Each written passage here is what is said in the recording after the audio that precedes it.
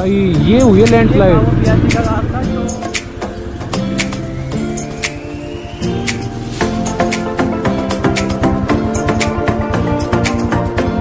तो देखो दोस्तों यहाँ जय बद्री विशाल। बद्रीनाथ धाम अलकनंदा नदी के किनारे नर और नारायण पर्वतों के बीच बसा भगवान विष्णु का मंदिर है। ये मंदिर भारत में 4 धामों में से एक है और इसे बद्री नारायण भी कहा जाता है। इस मंदिर के कपाट मई से शुरू होते हैं और नवंबर में बंद होते हैं। ये मंदिर सभी मंदिरों में सबसे ज़्यादा दर्शन किए जाने वाला मंदिर है। इसका अनुमान आप इसी बात से लगा सकते हैं कि पिछले साल 2022 में सिर्फ 2 महीनों में 28 लाख से ज़्यादा लोगों ने इसके दर्शन किए थे। हेलो दोस्तों, तो कैसे हो आप लोग? आई होप आप सब लोग ठीक होंगे। ठीक है, तो स्वागत है आपका अपने यूट्यूब चैनल ट्रैकिंग रोड पर। तो आज की वीडियो में हम आए हैं बद्रीनाथ जी धाम, जो कि है भद्र विशाल जी का मंदिर, विष्णु भगवान जी का मंदिर। ठीक है, तो यहाँ पर आप कैसे पहुँच सकते हैं, इस व्लॉग में आपको पूरी इन्फॉर्मेशन मिल जाएगी। दिल्ली टू बद्रीनाथ आप कैसे आ सकते हो, वो भी स्पेशली बाइक पर आप कैसे आ सकते हो। ठीक, रोड्स की क्या कंडीशन रहने वाली है, ये स्पेशली क्या है कि रेनी सीजन है, ठीक है, बारिश का है, लैंडस्लाइड है, तो रोड्स की क्या कंडीशन रहेगी, कहाँ पर आपको थोड़ी प्रॉब्लम आ सकती है, तो वो मैं आपको सारा इस वीडियो में आपको इन्फॉर्मेशन मिलेगी। इसके अलावा आप यहाँ पर और कहाँ घूम सकते हो, ठीक है, बद्रीनाथ के आसपास की जगह कहाँ पर है, जैसे कि माना गाँव है और फ्लावर वैली ऑफ फ्लावर्स है। ठीक है, इसके अलावा भी और बहुत सारी जगह है जो हम एक्सप्लोर करेंगे धीरे धीरे। तो वीडियो को एंड तक देखें और लेटेस्ट इन्फॉर्मेशन के लिए आप मेरे अदर अकाउंट्स को भी फॉलो कर सकते हो, इंस्टा और फेसबुक अकाउंट्स को, जिनका लिंक मेरे चैनल की डिस्क्रिप्शन में है। आप डायरेक्टली वहां पर क्लिक करके मेरे चैनल पर पहुंच सकते हो। तो तब तक बने रही वीडियो को। मैंने अपनी यात्रा दिल्ली से शुरू की। दिल्ली से बद्रीनाथ का डिस्टेंस अप्रोक्सीमेट 520 किलोमीटर है। 4 धाम में बद्रीनाथ पहुंचना सबसे इजी है। यहाँ पहुँचने के लिए सबसे पहले आपको हरिद्वार पहुँचना होगा। हरिद्वार से बद्रीनाथ धाम का डिस्टेंस अप्रोक्सीमेट 309 किलोमीटर है। नियर बाय देहरादून एयरपोर्ट से distance approximate 300 kilometre. Haridwar railway station 1 number platform के बाहर left hand side non government bus stand से मॉर्निंग 4 AM टू 8 AM आपको बद्रीनाथ धाम जाने के लिए बस मिलेगी, जिसका किराया 700 रुपये है। अगर आप केदारनाथ धाम से जाना चाहते हैं तो आपको गौरीकुंड सीतापुर बस स्टैंड से बद्रीनाथ जाने के लिए सुबह 5 बजे से 7 बजे डायरेक्ट बस मिल जाएगी। अगर आपको बद्रीनाथ के लिए डायरेक्ट बस नहीं मिलती है तो आप हरिद्वार से जोशीमठ के लिए भी बस ले सकते हो, जिसका किराया करीब 500 रुपये है। हरिद्वार से जोशीमठ का डिस्टेंस अप्रोक्सीमेट 275 किलोमीटर है, जिसे कवर करने में आपको 8 से 10 घंटे का समय लगेगा। जोशीमठ से बद्रीनाथ धाम सिर्फ 42 किलोमीटर की दूरी पर रह जाता है, जिसे आप शेयरिंग जीप या फिर बस से कवर कर सकते हो और इसका किराया अप्रोक्सीमेट 200 से 300 रुपये रहने वाला है। इसके अलावा आप बाइक या स्कूटी भी हरिद्वार या ऋषिकेश से रेंट पर ले सकते हो, जिसमें स्कूटी का किराया 600 रुपये से 800 रुपये पर डे और बाइक का किराया 1000 रुपये से लेकर 1300 रुपये पर डे पड़ेगा। कहा जाता है कि पहाड़ों पर कब मौसम बदल जाए कहना थोड़ा मुश्किल है। जैसा कि आप जानते हो कि जून जुलाई अगस्त मानसून का सीज़न होता है और लैंडस्लाइड का खतरा उतना ही ज़्यादा होता है, तो लैंडस्लाइड आपको ऋषिकेश से ही देखने को मिल जाती है।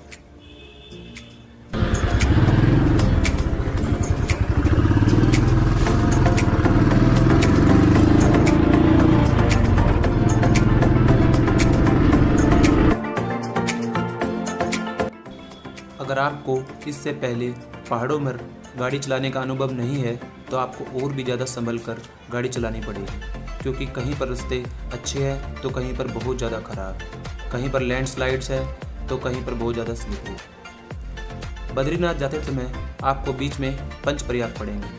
पंचप्रयाग इसलिए कहा जाता है क्योंकि इसमें 5 अलग अलग नदियाँ अलकनंदा के साथ मिलकर गंगा का उत्थान करती है, और जो सबसे पहले पड़ेगा वो पड़ेगा देवप्रयाग।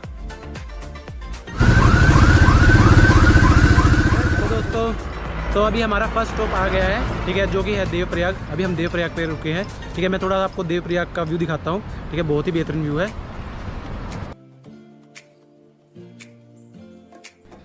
देवप्रयाग ऋषिकेश से 80 किलोमीटर दूर टिहरी गढ़वाल जिले में स्थित एक हिंदू तीर्थ स्थल है। ये पंचप्रयाग में से एक है और यहाँ अलकनंदा नदी भागीरथ नदी के साथ संगम होता है और इस संगम के आगे यह संयुक्त नदी गंगा कहलाती है। देवप्रयाग में श्री रघुनाथ जी का मंदिर है। कहा जाता है जब राजा भागीरथ ने गंगा को पृथ्वी पर उतरने के लिए राजी कर लिया था, तब उनके साथ 33 करोड़ देवी देवता भी उनके साथ स्वर्ग से उतरे और तब उन्होंने अपना आवास देवप्रयाग में बनाया। देवप्रयाग के बाद आता है रुद्रप्रयाग। रुद्रप्रयाग ऋषिकेश से लगभग 141 किलोमीटर की दूरी पर है। रुद्रप्रयाग में ही मंदाकिनी नदी का संगम अलकनंदा के साथ होता है और यहाँ से केदारनाथ धाम की दूरी सिर्फ 86 किलोमीटर रह जाती है। भाई लैंडस्लाइड तो खतरनाक हो रखी है।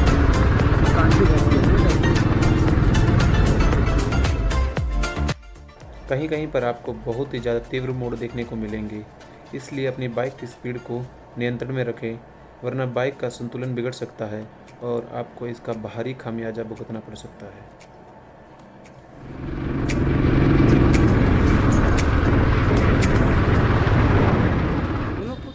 तीसरा प्रयाग पड़ता है कर्णप्रयाग, जो कि हरिद्वार से लगभग 195 किलोमीटर की दूरी पर चमोली जिले में स्थित एक सुंदर कस्बा है। कर्णप्रयाग में अलकनंदा और पिंडर नदियों का संगम होता है। पिंडर नदी का दूसरा नाम कर्णगंगा भी है, इसीलिए इसका नाम कर्णप्रयाग पड़ा। एक कहानी के अनुसार कर्ण यहाँ पर अपने पिता सूर्यदेव की आराधना करते थे, तो दूसरी कहानी के अनुसार गंगा माँ ने और शिव भगवान ने यहीं पर उनको साक्षात दर्शन दिए थे। कर्णप्रयाग से एक रास्ता ऊपर की तरफ अल्मोड़ा और बागेश्वर की तरफ जाता है, तो दूसरा रास्ता बद्रीनाथ और हेमकुंड साहिब की तरफ जाता है।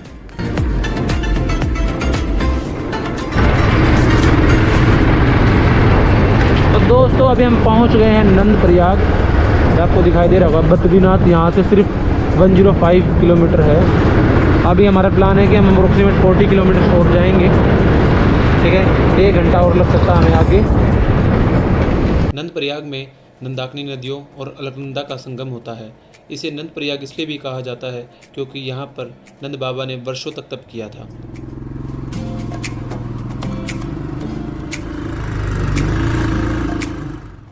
तो दोस्तों आप देख सकते हो यहाँ पर पूरा का पूरा पहाड़ ही पेड़ों के साथ लैंडस्लाइड की वजह से रोड पर आ गया है। तो जब भी आप बाइक चलाएं बड़ी सतर्कता से चलाएं, और सबसे महत्वपूर्ण बात, जब भी बाइक रोकनी पड़े तो ऐसी जगह पर रोकें जहाँ लैंडस्लाइड का खतरा कम हो, वरना एक गलती आपकी ज़िंदगी की आखिरी गलती बन सकती है।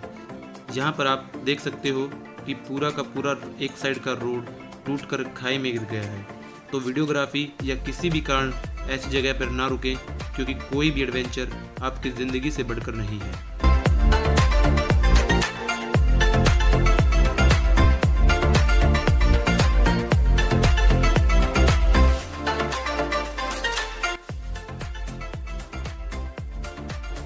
पहाड़ी क्षेत्र में मैदानी क्षेत्र की तुलना में सूरज जल्दी छिपता है, इसलिए कोशिश करें कि आप अंधेरा होने से पहले अपने ठहरने की व्यवस्था कर लें।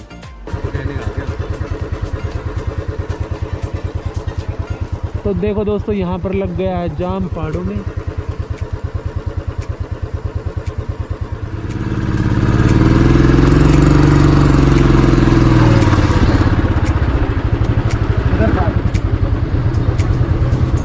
भाई पानी है, पानी। बाइक फिसल सका है भाई यहाँ पे तो।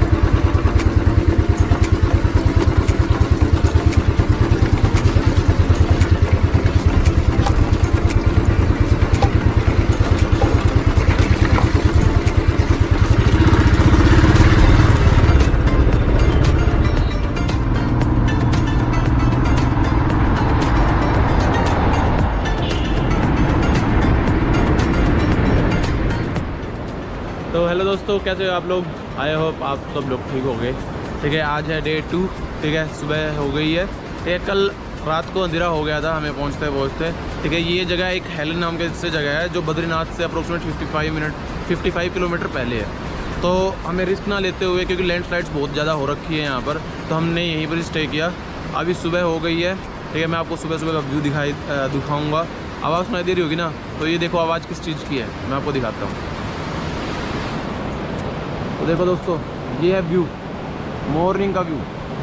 जो ये आवाज़ सुनाई दे रही है ना, इसी चीज़ की सुनाई दे रही है। ये इतना पानी है, इतना ठंडा ठंडा पानी, और कितनी बेहतरीन आवाज़ है यार पानी की। मतलब कानों को सुकून मिल रहा है यार, कानों को क्या, आत्मा को सुकून मिल रहा है, देख सकते हो आप। तो अभी देखते हैं हम कि आगे का व्यू कैसे रहने वाला है। ठीक है, बद्रीनाथ तक अभी हम रेडी होंगे, तैयार होकर जाएंगे, तो इसमें हाफ एन आवर लग जाएगा। बैग, सबसे बड़ी प्रॉब्लम यही है कि जो अपना बैग वगैरह बाइक पर लगाना उतारना, उसमें थोड़ा टाइम लग जाता है। ठीक है, दो बैग हैं, तो फिर हम रेडी होके जाते हैं। देखते हैं अगर कोई और व्यू होगा अच्छा सा रास्ते में बद्रीनाथ तक, तो मैं कैप्चर करूँगा और आप लोगों को दिखाऊँगा। और फिर हम मिलते हैं बद्रीनाथ मंदिर में, ठीक है, जहाँ के आपको दर्शन करवाते हैं। ठीक है,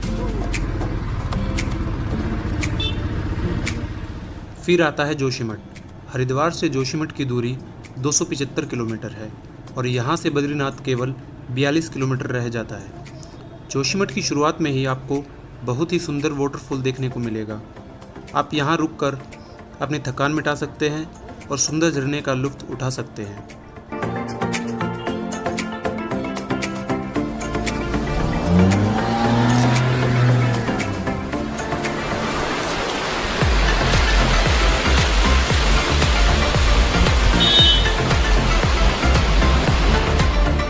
जोशीमठ में ही आदि शंकराचार्य जी को ज्ञान प्राप्त हुआ था।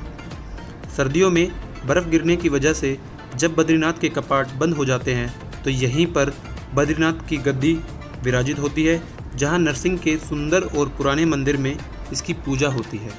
जोशीमठ से 10 किलोमीटर की दूरी पर आगे आता है विष्णुप्रयाग, जहां पर अलकनंदा नदी और धौली गंगा का संगम होता है।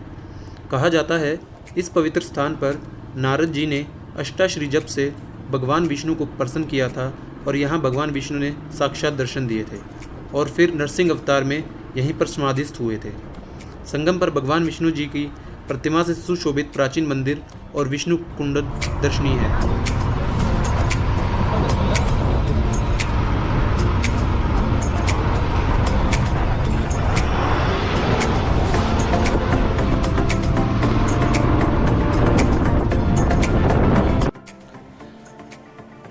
विष्णुप्रयाग से 3 किलोमीटर की दूरी पर है जेपी हाइड्रो पावर प्रोजेक्ट। पूरे बद्रीनाथ में ही पावर डिस्ट्रीब्यूशन यहीं से होता है।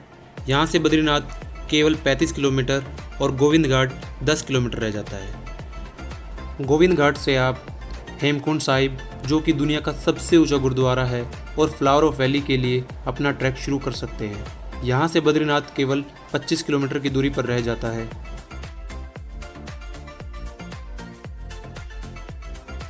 तो दोस्तों, ये आपको दिखाई दे रहा होगा, ये है बद्रीनाथ बस स्टैंड।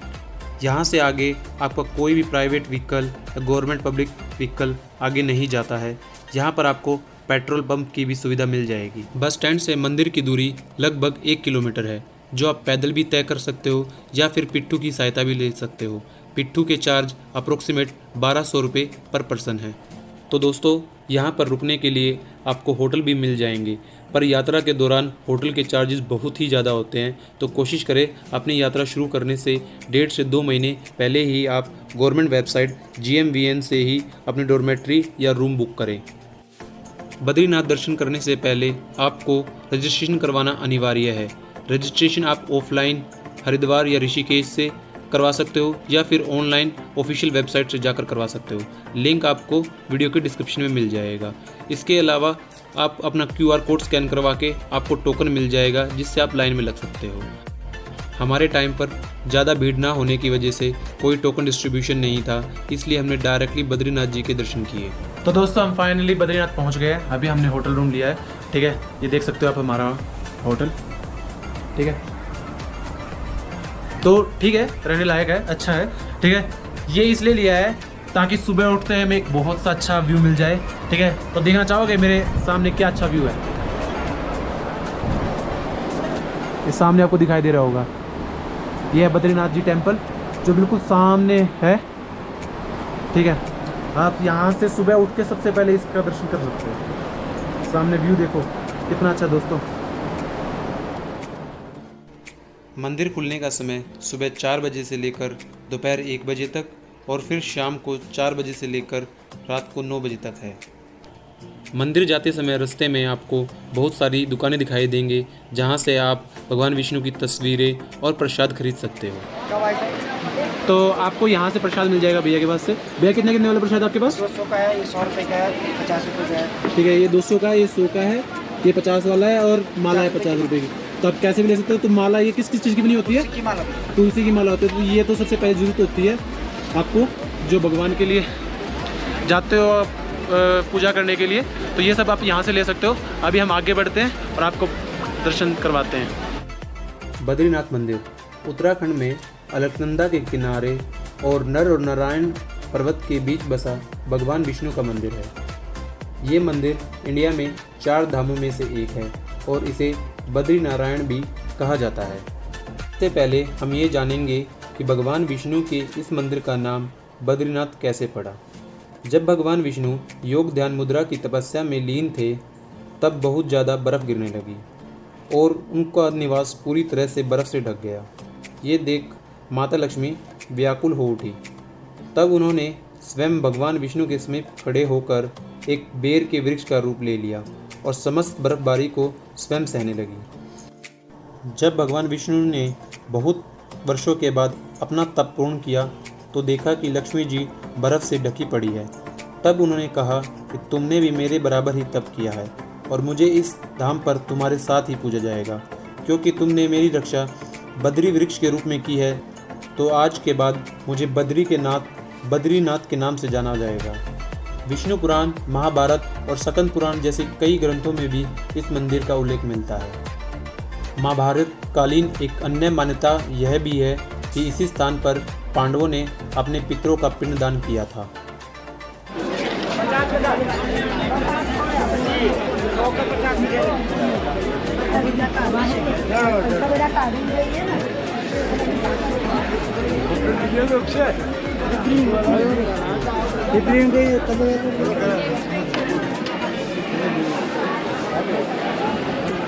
दिखाई दे रहा है आपको, ये है बद्रीनाथ धाम। इससे आगे हम वीडियो को बंद कर देंगे, ठीक है, वीडियोग्राफी नहीं करेंगे। तो अभी हम दर्शन करके आप लोगों को मिलते हैं। तब तक के लिए तो देखो दोस्तों, फाइनली हमने बद्रीनाथ जी के दर्शन कर लिए हैं, ठीक है। अंदर बहुत सारे मंदिर हैं, महालक्ष्मी जी का मंदिर भी है, ठीक है, घंटाकर्ण जी का मंदिर भी, जो हनुमान जी का मंदिर भी है, ठीक है। दर्शन बहुत ही आराम से हो रहे हैं, कोई भीड़ नहीं है, बहुत ही अच्छे दर्शन हो रहे हैं, ठीक है।